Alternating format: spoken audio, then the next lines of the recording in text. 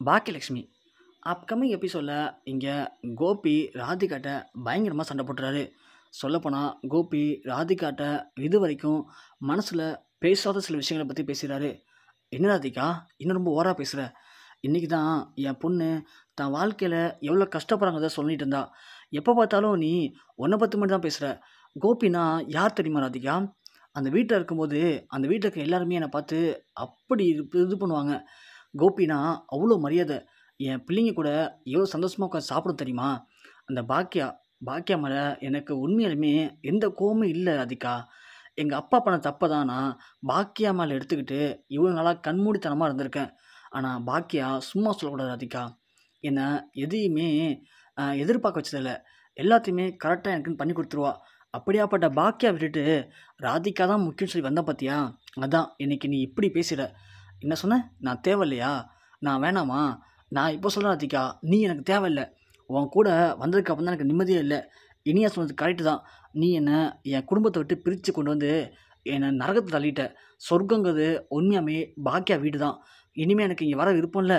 உன் கூட எனக்கு சேர்ந்து வரவும் விருப்பம் இல்லை அப்படின்னு சொல்லிட்டு கோபி ரொம்ப கோவமாக கிளம்புறாரு.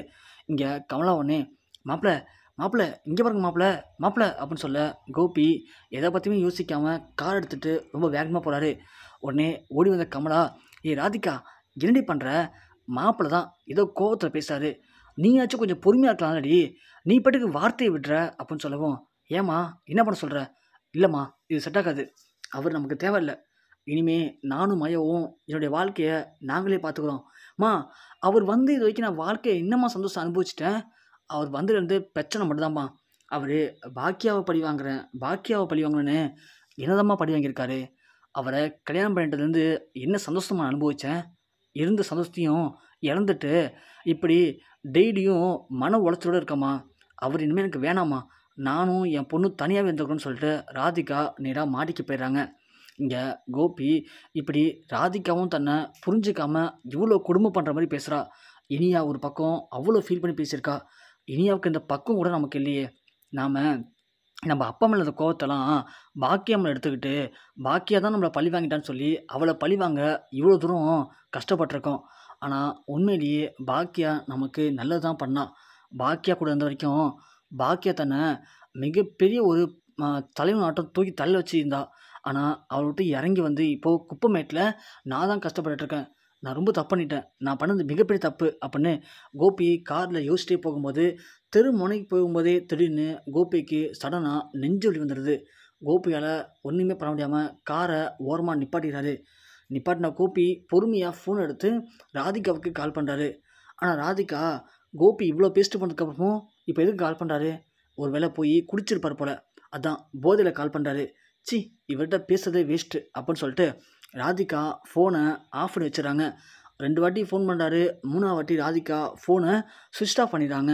இங்கே கோபிக்கு என்ன பண்ணுறதுன்னு தெரில. காரை ட்ரைவ் பண்ணவும் முடியல. சரி அப்படின்னு சொல்லிட்டு இனியாவுக்கு கால் பண்ணுறாரு. ஆனால் இனியா ஃபோன் இங்கே சைலண்டில் போட்டு நல்லா தூங்கிடுறாங்க. உடனே வேறு வழியே இல்லைன்னு சொல்லிட்டு இங்கே கோபி பாக்கியாவுக்கு கால் பண்ணுறாரு. பாக்கியா ஃபோன் அடித்த உடனே பாக்கியா எடுத்து பார்க்குறாங்க.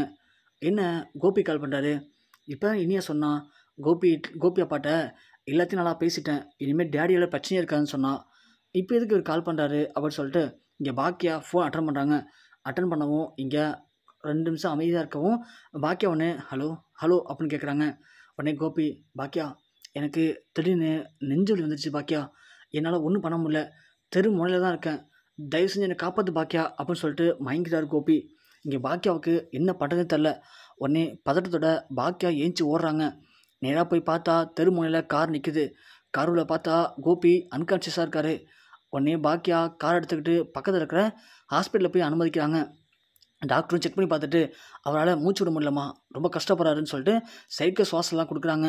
இங்கே பாக்கியாவுக்கு என்ன பண்ணுன்னு தெரில. ராதிகாவுக்கு கால் பண்ணுறாங்க. ராதிகாவுக்கு கால் பண்ணால் ராதிகா ஃபோன் சுவிட்ச் ஆஃப் இருக்குது. சரின்னு சொல்லிட்டு பாக்கியா உடனே கிளம்பி வீட்டுக்கே போகிறாங்க. ராதிகா வீட்டில் போய் கதவு தட்டவும் இங்கே கமலா வந்து மாப்பிள்ளை வந்துட்டான்னு சொல்லி ஓடி வந்து கதவு திறக்கிறாங்க. திறந்து பார்த்தா பாக்கியாவாக இருக்குது. உடனே மாப்பிள்ளை பாக்கியா வீட்டுக்கு போயிட்டாரா அப்படின்னு சொல்லிட்டு இங்கே கமலா உடனே, பாக்கியா உங்களுக்குலாம் அறிவே இல்லையா? இப்படி தான் நேற்று வந்து உன் பொண்ணு பிரச்சனை பண்ணிட்டு போனா. அந்த பிரச்சனைனால இப்போது மாப்பிள்ளை ராதிகாட்ட சண்டை போட்டு போயிட்டா. இப்போது நீ எதுக்கு வந்திருக்க? உன் பங்குக்கு என்ன பிரச்சனை பண்ண போகிற அப்படின்னு கேட்க, இங்கே பாருங்க, நான் ஒன்றும் பிரச்சனை பண்ண வரல. உங்கள் மாப்பிள்ளைய பற்றி ராதிகாட்ட பேச தான் வந்திருக்கேன். ராதிகாவை கூப்பிடுங்க அப்படிங்கவும், ராதிகாலாம் வரமாட்டா பாக்கியா, ஒழுங்கா இங்கேருந்து போயிடு. உங்களால் எங்களுக்கு தினம் தினம் அசிங்கம் மட்டும் தான் வந்துட்டுருக்கு அப்படின்னு இங்கே கமலா கத்தவும், ராதிகா கீழே நீங்கள் வந்து பார்க்குறாங்க. என்ன பாக்கியா அப்படின்னு கேட்க, ராதிகா, கோபிக்கு திடீர்னு நெஞ்சு வலி வந்துருச்சு போல. உங்களுக்கு ஃபோன் அடிச்சாரா? எனக்கு ஃபோன் பண்ணாரு. நான் தான் அழைச்சிட்டு போய் ஹாஸ்பிட்டல் சேர்த்துருக்கேன். நீங்கள் உடனே கிளம்பி ஹாஸ்பிட்டல் போங்க அப்படின்னு சொல்லவும், இங்கே பாருங்க பாக்கியா, அவர் இனிமேல் இந்த வீட்டுக்கும் அவருக்கு சம்மந்தமே இல்லை. அவர் என்னை பிடிக்குன்னு சொல்லிட்டு போயிட்டாரு. அவருக்கு என்ன நடந்தாலும் எனக்கு தேவையில்ல. இனிமே அவரை பற்றி இங்கே பேசிக்கிட்டோ இல்லை அவருக்காக ஏதாவது கேட்டோ இனிமேல் இங்கே வராதீங்க அப்படின்னு சொல்லிட்டு ராதிகா கதவு சாத்திடுறாங்க. பாக்கியாவுக்கு என்ன பண்ணுறதே தெரில. அமைதியாக பாக்கியா போகிறாங்க. இங்கே கமலா கேட்குறாங்க, என்ன ராதிகா நீ பண்ணுறது தப்பு ராதிகா, தப்பு மேலே தப்பு பண்ணுற. மாப்பிள்ளை உனக்கு ஃபோன் அடிச்சார்ல, நீ ஏன் எடுக்கலை? பாத்தியா, இப்போது மாப்பிள்ளை பாக்கியாவுக்கு கால் பண்ணியிருக்காரு. பாக்கியா தான் அழைச்சிட்டு போய் ஹாஸ்பிட்டல் சேர்த்துருக்கா. இதை வச்சு பார்த்தா மாப்பிள்ளைக்கு என்ன தோணும் அப்படிங்கும்போது, அவருக்கு என்ன தோணா எனக்கு என்ன, இனிமேல் எனக்கு அவர் தேவையில்லை. அவர் இனிமேல் என் லைஃப்பில் கிடையாது. அவர் யாரோ நான் யாரோ, இனிமே அவரை பற்றி இங்கே யாரும் பேசக்கூடாது அப்படின்னு சொல்லிட்டு ராதிகா மாடிக்கு போகிறாங்க. பாக்கியாவும் இங்கே ஒரு வழி இல்லாமல் நேராக வீட்டுக்கு போகிறாங்க. வீட்டுக்கு போன பாக்கியா நேராக இனியா, செலியன், ஈஸ்வரன்னு எல்லாத்தையுமே சொல்கிறாங்க. இது மாதிரி கோபிக்கு திடீர்னு நெஞ்சு வந்துருச்சு, ஹாஸ்பிட்டலில் சேர்த்துருக்கேன். ராதிகாவை கால் பண்ணால் ஃபோன் எடுக்கலை, போய் கூப்பிட்டா வரமாட்றா, எனக்கு என்னன்னு சொல்கிறா. நீங்களாம் கிளம்பி வாங்க நம்ம போவோம் அப்படின்னு சொல்லிட்டு இங்கே பாக்கியா எல்லாரும் அழைச்சிட்டு ஹாஸ்பிட்டல் போகிறாங்க. போனால் டாக்டர் சொல்கிறாரு, பரவாயில்லம்மா, சரியான நேரத்தில் காப்பாற்றிட்டீங்க. இன்னும் ஒரு 5 நிமிஷம் லேட்டாக இருந்தாலும் அவர் உயிருக்கு ஆபத்தாக போய் முடிஞ்சிருக்கும். இப்பயும் கொஞ்சம் கிரிட்டிக்கலாக இருக்கார். அவருக்கான ட்ரீட்மெண்ட்லாம் போயிட்டுருக்கு. நான் சொல்கிற மெடிசன்ஸ்லாம் உடனே வாங்கிட்டு வாங்க, கவுண்டரில் பில்லை கட்டிடுங்க அப்படின்னு சொல்லவும், இங்கே ஈஸ்வரி உடனே, பாக்கியா போ பாக்கியா அப்படின்னு சொல்கிறாங்க. அத்தை, என்னத்தை சொல்கிறீங்க? அவரால் நான் ஏற்கனவே 11 லட்ச ரூபா கடன் பட்டிருக்கேன். இது பத்தாதுன்னு அந்த ராதிகா எனக்கு என்னன்னு சொல்கிறாங்க.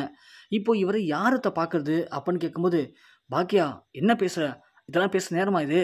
ஏற்கனவே அவன் இப்படி ஆனதுக்கு காரணம் நீ தான் பாக்கியா அப்படின்னு சொல்லவும், என்னத்தை சொன்னீங்க, நான் காரணமா? அவர் இப்போது டாக்டர் சொன்னதை கேட்டிங்களா? உயிரோடு இருக்கிறதுக்கு காரணமே நான் தான். நான் மட்டும் அந்த ஃபோன் எடுக்காமல் இருந்தால் அவர் நிலைமை யோசிச்சு பாருங்க அப்படின்னு சொல்ல, அதுக்காக என்ன பாக்கியா, நீ மட்டும் அவன் பேரில் கேஸ் கொடுக்காம இருந்தால் அவன் ஒழுங்காக இருந்திருப்பான். அவன் தப்பு பண்ணிட்டானா கூப்பிட்டு கண்டிச்சிருக்கலாம் பாக்கியா.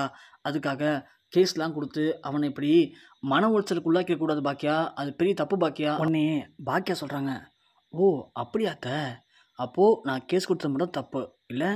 ஏன் அந்த சிக்கன் பிரியாணி சாப்பிட்டு எத்தனை குழந்தைங்க ஆபத்தில் இருந்தாங்க, அப்போது அதெல்லாம் தப்பு இல்லையா? அதனால் 11 லட்ச ரூபா நான் தண்டை கட்டினேன். இனியா நகை, என் நகை, தெரிஞ்சவங்கட்டலாம் காசு, எவ்வளோ கஷ்டப்பட்டிருப்பேன். இல்லைனா என்னை போலீஸ் அரெஸ்ட் பண்ண வந்தாங்களே, அந்த ஹோட்டலை இழுத்து மூட வந்தாங்களே, அப்போது அதெல்லாம் தப்பு இல்லையா? இங்கே பாருங்க அத்தை, நானாக அந்த வசி இப்போது உங்கள் பையனை கொண்டு வந்து இங்கே சேர்த்துருக்கேன்.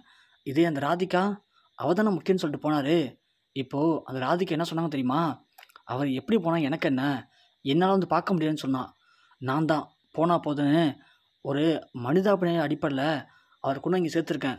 ஏதோ சேர்த்து விட்டேனா, அதான் என்னால் பண்ண முடியும். அதுக்கு மேலே அவரை இங்கேயே வச்சு அவருக்கு ஹாஸ்பிட்டலுக்கு பில்லு கட்டி அவரை பார்த்துக்க என்னால் முடியாது. திரும்ப அவரை கொண்டு வந்ததும் அவரை வீட்டுக்கு அழைச்சிட்டு போனால் நீங்கள் சொல்லுவீங்க. அப்புறம் அவர் வீட்டில் அழைச்சி போச்சு அவருக்கு நான் சேவகம் பண்ணணுமா? அப்படி நல்லா சரி பண்ணி திரும்ப அமிச்சேன்னா அவர் ராதிகா வீட்டில் போய் உட்காந்துக்கிட்டு என்னையே பழி வாங்குவார். இல்லைத்த, இது வந்து உங்களுக்கு நல்லா தான் இருக்குது இல்லை?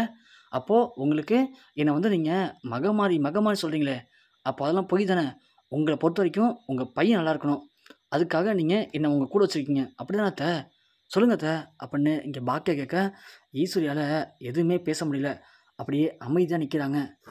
இங்கே பாருங்க அத்தை, அவர் என்னைக்கு நான் வேண்டாம் அந்த ராதிகா தான் முக்கியம்னு சொல்லிட்டு போனாரோ அன்னைக்கு எல்லாமே முடிஞ்சு போச்சு.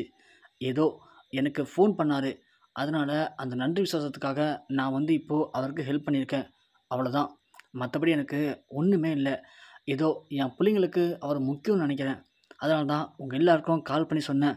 இப்போது நீங்கள் எல்லோரும் வந்துட்டீங்க, இனிமேல் நீங்கள் அவரை பார்த்துக்கோங்க, எனக்கு எந்த பிரச்சனையும் இல்லை. நான் நாளைக்கு ஒரு ஆர்டர் எடுத்திருக்கேன். அந்த ஆர்டர் எனக்கு ரொம்ப முக்கியமான ஆர்டரு. அதனால் அந்த ஆர்டருக்கு நான் போய் உழைக்கணும் இல்லையா? நான் உழைச்சா தான் சம்பாதிக்க முடியும், சாப்பிட முடியும். உங்கள் புள்ள இப்படி நான் என்னை தான் அவரை காப்பாற்றி வச்சாலும் திரும்பவும் வந்து என்னையே பழி வாங்குவார், என்னையே கொட்டுவார். ஆனால் அப்போ கூட நீங்கள் என்ன சொல்லுவீங்க? என் புள்ள நல்லவன், அவன் கொட்டுனாலும் வாங்கிக்க பாக்கியான்னு சொல்லுவீங்க. இல்லை அத்தை அப்படின்னு சொல்ல, ஈஸ்வரி ஒன்று, என்ன பாக்கியா நேரம் பார்த்து பேசுறியா? இங்கே பாரு பாக்கியா, நல்லா அவனை புரிஞ்சுக்கோ. கோபி நம்ம வீட்டில் இருந்த வரைக்கும் எப்படி இருந்தான், சிங்கம் மாதிரி இருந்தான். ஆனால் என்னைக்கு அந்த ராதிகா அவன் அமைப்பானோ அன்னைக்கே பாருடி அவன் உடஞ்சி போயிட்டான். அடிக்கடி உடம்பு சரியாமல் போகுது. இப்போது ஹார்ட் அட்டாக் வந்திருக்குடி, எனக்கு ரொம்ப பயமாக இருக்குடி பாக்கியா அப்படின்னு சொல்ல, அத்தை இதெல்லாம் நீங்கள் என்கிட்ட சொல்லக்கூடாது அத்தை.